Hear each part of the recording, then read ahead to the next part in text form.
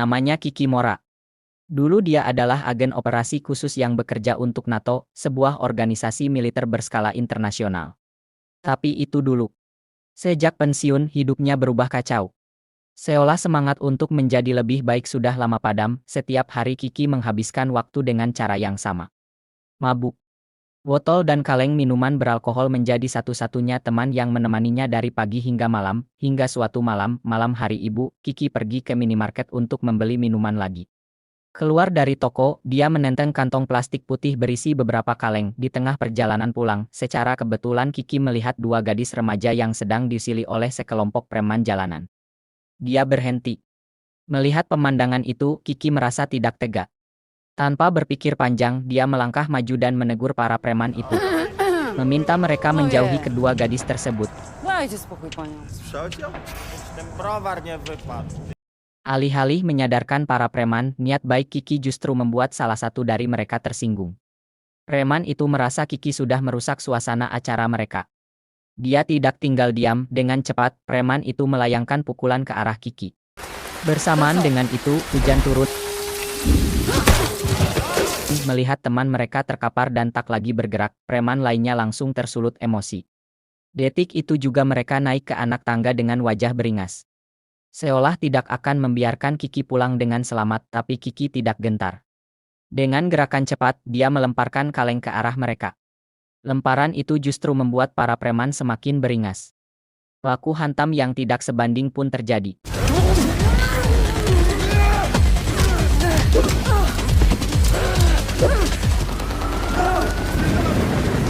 Hingga suara sirine polisi terdengar dari kejauhan. Mendengar itu, para preman langsung kabur. Kiki juga segera meninggalkan lokasi. Esokan malamnya, Kiki terlihat mengawasi sebuah keluarga dari dalam mobilnya. Seorang remaja laki-laki dari keluarga itu ternyata adalah anak kandungnya, dari sinilah terungkap akta. Kiki dikeluarkan dari pekerjaannya karena hamil di luar nikah. Masa-masa sulit saat itu membuatnya terpaksa melepaskan tanggung jawab sebagai ibu. Dia memberikan bayinya kepada sepasang suami istri yang kini menjadi orang tua angkat anaknya. Tak lama kemudian, Kiki dikejutkan dengan kemunculan Igor. Igor adalah mantan rekan kerja sekaligus sahabatnya. Saat ini Igor masih aktif sebagai staf intelijen militer NATO. Dia tahu betul bahwa Kiki sedang mencoba melepaskan rindu kepada putranya, namun, meski begitu, apa yang dilakukan Kiki tetap melanggar hukum. Dia dianggap diam-diam melanggar hak dan privasi seseorang, tapi Kiki seolah tidak peduli. Rindu yang sudah lama tertahan membuatnya kembali memantau anaknya lewat media sosial. Anak itu bernama Ma. Sementara itu, di sebuah jalan yang gelap dan sepi, Ma sedang berjalan pulang setelah bermain skateboard. Dia tidak menyadari, ada sebuah mobil yang membuntutinya dari belakang.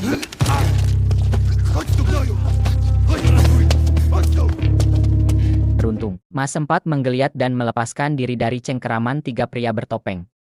Pria-pria itu berhasil mengambil ponselnya, Ma langsung berlari menuju stasiun kereta. Sialnya, langkahnya terhenti ketika salah satu pria bertopeng berhasil melumpuhkannya dari belakang. Esokan paginya, Kiki sedang membuat sarapan. Dia merasa aneh karena banyak notifikasi masuk di akun media sosialnya. Ketika dicek, postingan Otoma sudah dipenuhi komentar. Beberapa di antaranya menulis bahwa Ma dinyatakan hilang. Semalaman dia tidak pulang ke rumah. Naluri Kiki sebagai ibu langsung bergejolak. Dia merasa putranya sedang tidak baik-baik saja. Tanpa pikir panjang, Kiki meninggalkan rumah. Dia menemui Igor untuk meminta bantuan, berharap bisa mendapatkan informasi tentang keberadaan Ma. Singkat cerita, setelah bertemu Igor, Kiki langsung mengutarakan maksudnya. Dia meminta Igor meminjamkan barang bukti dari hasil investigasi polisi, tapi Igor menolak. Dia tidak punya wewenang atas kasus itu. Igor juga mencoba menenangkan Kiki. Katanya, mungkin saja Ma hanya sedang bepergian dengan teman-temannya. Mendengar itu, Kiki kesal. Dia beranjak pergi dan memutuskan mendatangi rumah orang tua angkat Ma secara diam-diam. Dengan langkah pelan, Kiki menyelinap masuk ke kamar Ma. Beruntung kedua orang tua angkatnya sedang berada di kantor polisi.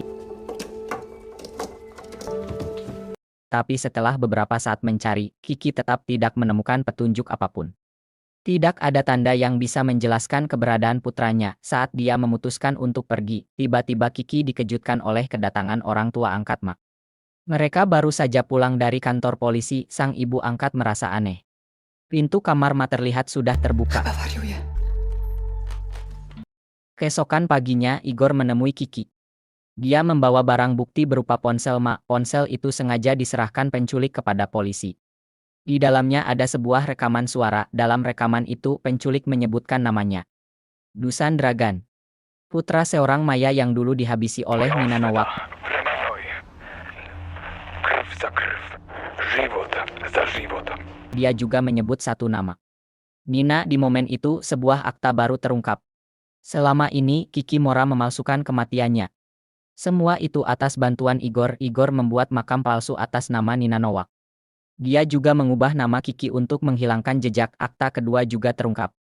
Dulu, Kiki sengaja mengikhlaskan putranya untuk diadopsi. Bukan karena dia tidak menginginkan bayinya. Dia melakukan itu demi keamanan Mak. Untuk menghindari incaran keluarga Maya. Keluarga yang pasti akan kembali membalas dendam suatu saat nanti. Menyadari penyamarannya terbongkar, Kiki berpikir keras. Dia mencoba menebak bagaimana penculik itu bisa tahu identitas aslinya.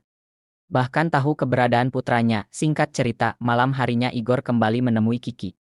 Dia membawa informasi baru. Informasi yang dia dapat setelah mengikuti rapat bersama intelijen militer NATO. Dalam rapat itu, mereka membahas seorang wanita bernama Nyonya Dorota. Seorang diplomat yang menyalahgunakan jabatannya. Dia meraup kekayaan dengan bekerja sama dengan beberapa sindikat kejahatan Przerzuca brudną internasional. gotówkę w transportach dyplomatycznych do swojego wspaniałego kraju. Tam wpuszcza w lokalny system bankowy, wypłaca gotówkę już czystą po naszej. Salah satu klien Nyonya Dorota adalah seorang Maya bernama Olto. Sosok Maya berkepala pelontos yang dijuluki Maya gila. Dia dijuluki begitu karena perilakunya yang psikopat. Olto tidak punya rasa empati. Dia bisa menghabisi siapa saja tanpa ampun.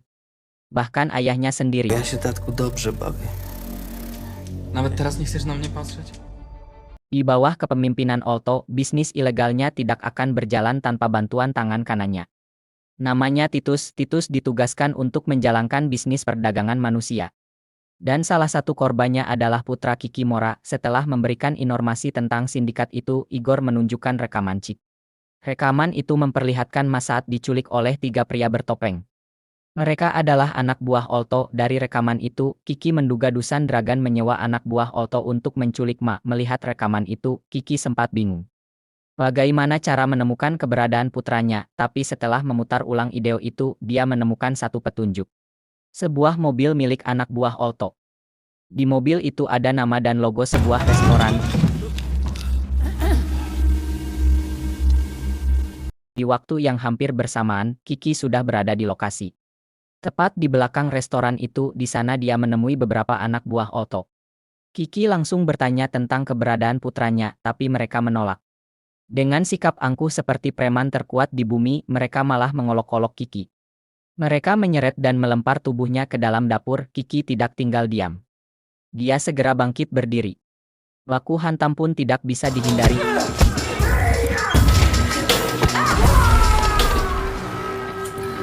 Perlahan, wajah anak buah Olto berubah. Ketakutan menggantikan keangkuhan mereka di awal. Akhirnya mereka terpaksa bicara. Mereka memberitahu Kiki bahwa putranya sedang disekap di sebuah gudang. Gudang milik Titus. Tanpa berlama-lama, Kiki langsung bergegas ke sana. Sementara itu, di sebuah gudang yang menjadi markas Titus, puluhan manusia dikeluarkan dari dalam kontainer. Mereka adalah korban penculikan. Siap diperjualbelikan ke luar negeri. Tanpa disadari Titus dan komplotannya, Kiki Mora sudah berada di sana. Dia memantau dari kejauhan, mencari keberadaan Ma di antara puluhan korban lainnya, tapi dia tidak menemukan tanda-tanda putranya. Tidak tinggal diam, Kiki memutuskan menyelinap masuk ke dalam markas dan menghabisi seluruh anak buah Titus yang sedang berjaga. Setelah membantai mereka semua, Kiki menemukan Ma. Dia bermaksud segera membawa putranya pergi. Awalnya, dia tidak menyadari kedatangan Titus. Titus muncul tiba-tiba dan memukulnya dari belakang. Melihat Kiki terkapar tak sadarkan diri, Titus langsung menghubungi Olto. Dia meminta Olto datang ke lokasi. Sambil memberitahu bahwa Ma hampir saja dibawa kabur oleh seorang wanita.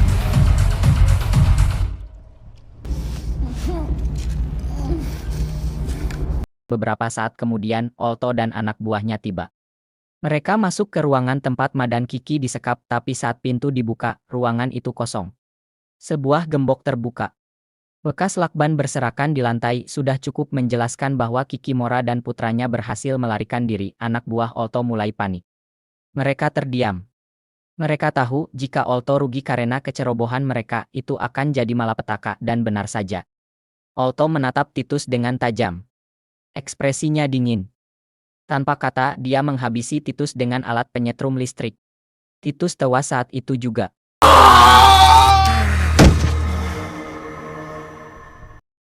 Olto kemudian menghubungi Nyonya Dorota. Dia mengabarkan bahwa beberapa anak buahnya telah dihabisi oleh seorang wanita. Sebagai bukti, dia mengirimkan rekaman chip. Rekaman saat wanita itu membantai seluruh anak buahnya. Nyonya Dorota lalu menemui putranya. Namanya Bertre. Seorang pria lugu, tapi memiliki I di atas rata-rata. Dia menyuruh Bertre memutar rekaman chip yang baru saja dikirim Olto. Dan betapa kagetnya Dorota ketika melihat wajah wanita itu. Wanita yang menghabisi anak buah Olto adalah Nina Nowak, mantan agen operasi militer NATO. Seseorang yang Dorota kenal baik. Kikimora? Sementara itu, Kikimora sedang dalam perjalanan membawa putranya ke suatu tempat. Ma terlihat bingung. Dia tidak tahu apa yang sedang terjadi. Dia mulai bertanya siapa Kiki sebenarnya, tapi pertanyaan-pertanyaan itu tidak dijawab. Kiki hanya diam. Dia bingung harus memulai dari mana. Sikap Kiki yang terus diam membuat Ma semakin kesal. Saat mereka tiba di tempat tujuan, Ma mencoba kabur. Kiki terpaksa melakukan sedikit kekerasan untuk menghentikannya. Setelah menenangkan putranya, Kiki membawa Ma masuk ke sebuah ruangan rahasia di bawah tanah. Tempat ini sudah lama dia bangun. Sudah direncanakan sejak lama. Suatu saat, tempat ini akan dia gunakan untuk melindungi putranya dari kejaran Dusan Dragan.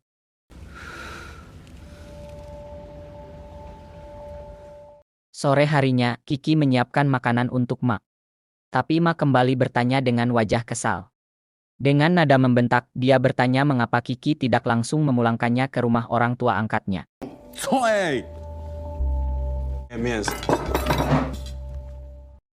Di waktu yang bersamaan di kediaman Igor, putrinya datang berkunjung.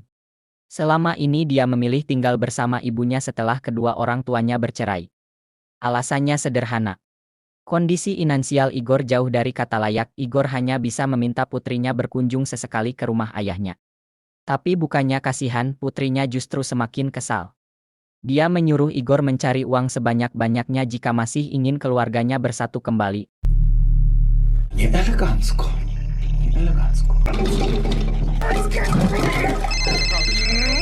Saat Igor sedang mendengar luapan kekesalan itu, teleponnya berdering.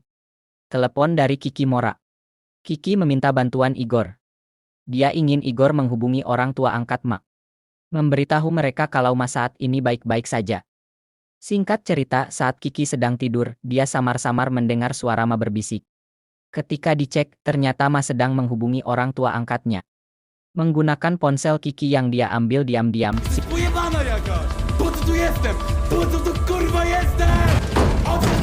situasi yang semakin rumit membuat Kiki akhirnya membuka suara.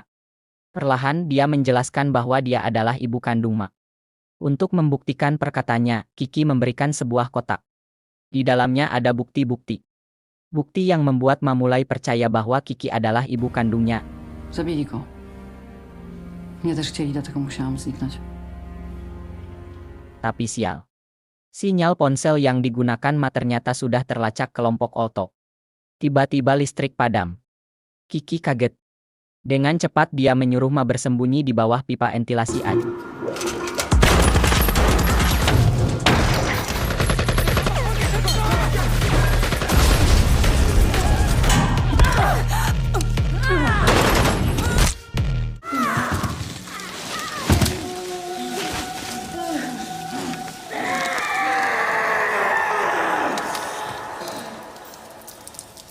Menahan perih pada lukanya, Kiki mencoba berdiri. Dia menopang tubuhnya yang ringkih. Dari bawah, dia melihat putranya di atas sana. Ma masih belum bisa menerima keadaan, Ma memutuskan pergi ke rumah orang tua angkatnya. Meninggalkan Kikimora. Seorang ibu yang merasa mungkin tidak akan pernah bisa mendapatkan putranya kembali.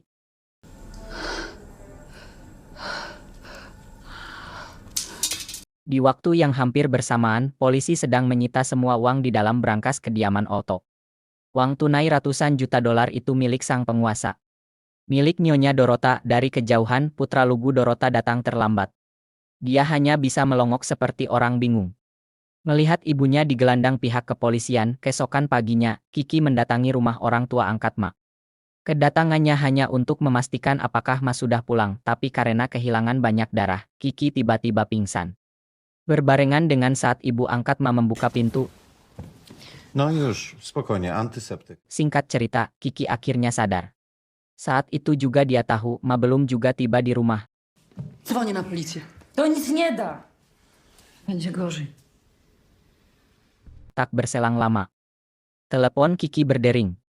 Peneleponnya adalah Nyonya Dorota. Dorota memberitahu bahwa tadi malam Bertrand membuntuti Ma saat pulang ke rumah. Lalu Gdzie menculiknya, on jest? Знаешь об этом, когда сделаешь для меня кое-что. dan inilah rencana licik Dorota. Dia mengajukan kesepakatan kepada Kikimora. Jika Kiki masih ingin putranya pulang dengan selamat, maka dia harus merebut kembali semua uang yang tadi malam disita polisi, tidak ada pilihan lain. Kiki langsung pergi menemui Igor. Dia meminta bantuan Igor untuk memberikan akses ke ruangan tempat uang itu disimpan, tapi Igor menolak. Itu mustahil. Kiki tidak mungkin bisa masuk ke sana. Penjagaannya terlalu ketat, namun Kiki tidak peduli. Dia terus memaksa.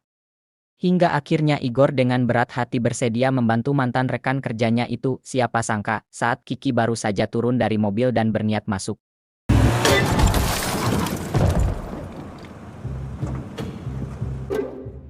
Saat terbangun, Kikimora langsung sadar. Dia sedang berada di dalam mobil box. Tempat uang-uang itu disimpan. Aktanya, para polisi yang menyita uang tadi malam bukanlah polisi asli. Mereka adalah Igor dan beberapa polisi korup. Semua ini sudah direncanakan. Igor sengaja mengadu domba Kikimora dan Otto. Tujuannya agar dia bisa leluasa merampok uang Nyonya Dorota. Bahkan Dusan Dragan yang sebelumnya membayar jasa Otto untuk menculik Ma, ternyata juga bagian dari rencana Igor. Dia menyamar sebagai Dusan Dragan untuk menjalankan aksinya. Kikimora diseret. Dibawa ke lahan kosong. Dilempar ke tanah. Dipaksa menyaksikan galian tempat dia akan dikubur hidup-hidup. Sementara Igor hanya menonton dari dalam mobil. Tapi tanpa dia sadari, kedua anak buahnya melakukan kesalahan besar. Mereka melepaskan lakban yang mengikat tangan Kiki.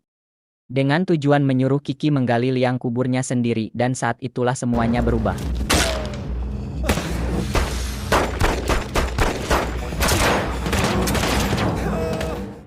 Kiki membantai kedua anak buah itu. Melihat anak buahnya mati di tangan Kiki, Igor panik. Dia memutuskan kabur. Tapi sial. Serangan Kiki membuat Igor semakin kalut. Mobil yang dia setir hilang kendali.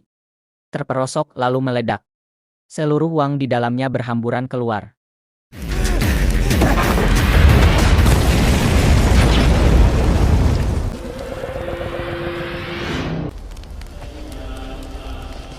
Igor tewas di tempat. Setelah mengumpulkan sisa uang itu, Kiki langsung mendatangi Dorota.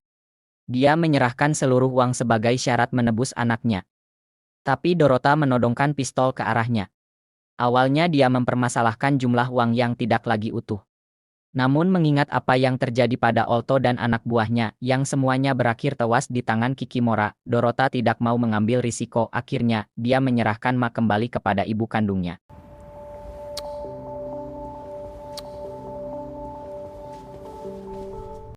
Di tengah perjalanan pulang, Kiki membawa Ma menggunakan taksi. Kehangatan antara mereka mulai terjalin. Layaknya ibu dan anak, saking larutnya dalam momen itu, mereka tidak menyadari sesuatu.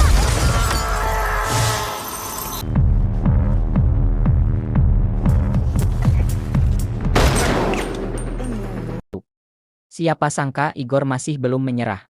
Dengan langkah sempoyongan dia turun dari mobil. Mendekati Kikimora dengan todongan pistol. Berniat menghabisi ibu dan anak itu.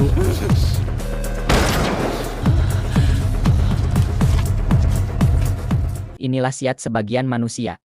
Seharusnya Igor sadar, dia sudah diberi kesempatan untuk berubah oleh Kiki. Tapi dia dibutakan oleh dengki dan sakit hati. Semua hanya demi ambisi mengembalikan ke Tuhan keluarganya. Ambisi yang justru menjadi bumerang untuk dirinya sendiri. Po co to wszystko?